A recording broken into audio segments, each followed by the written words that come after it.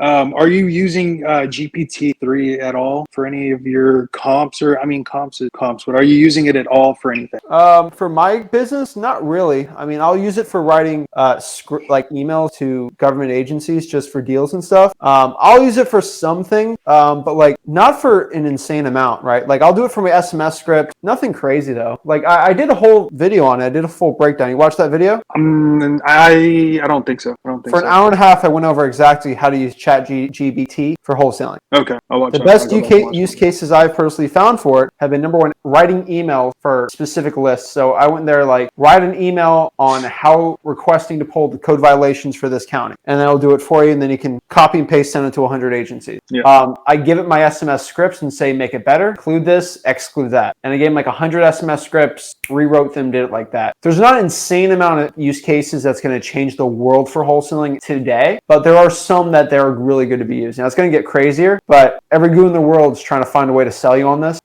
It's really good. There's a very limited amount you can do for it currently. It'll expand more, and I'll keep you guys updated on it.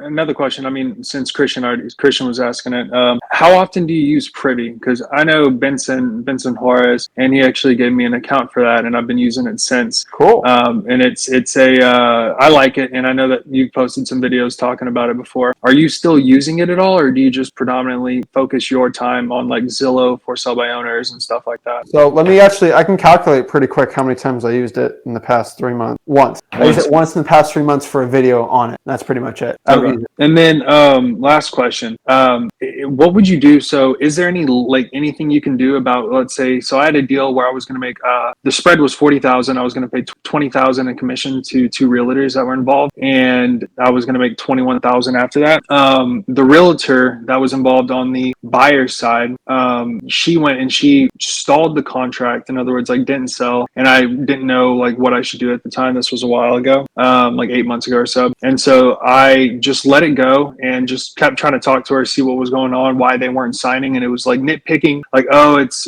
this or whatever. And then eventually the buyer did this? The buyer's agent who was a realtor did this. And then she backed out the day that it was gonna, like the day the contract fell out. And then the next day went around and got in touch with the seller and talked to the seller and got it under contract for, I think I had it under at 340 and I had sold it at 385, I believe. And she got it for 365 from the owner. And so in other words, just cut me out of it completely. And I was going to pay her commission, pay the other realtor, but that doesn't matter. In other words, did that, closed on it. Now the agents, I guess, who she was representing, they went and now they own it now. Is there anything I can do? I live in Texas. Is there anything that I can do, or should I just let it go, move on, just forewarn I mean, others? you can sue them, but legally, it was done pretty well. It's kind of like crime to the principal, you know. I mean, what they did was not right, but what they did is not legal. It's just more, ethically not right, I guess. Unfortunately, it's like, that's what I figured. Cutting a line illegal? Not really. There's no laws on how lines work. It's not the right thing, but you just you had the wrong buyer. You probably didn't vet. I mean, did you ask that realtor buyer how many wholesale deals they've bought before? Nope. I didn't watch your videos. That's the problem, dude. Yeah, no, it was 100%. I didn't watch your videos and go through the whole course. Can't show you proof. They can't. Yeah.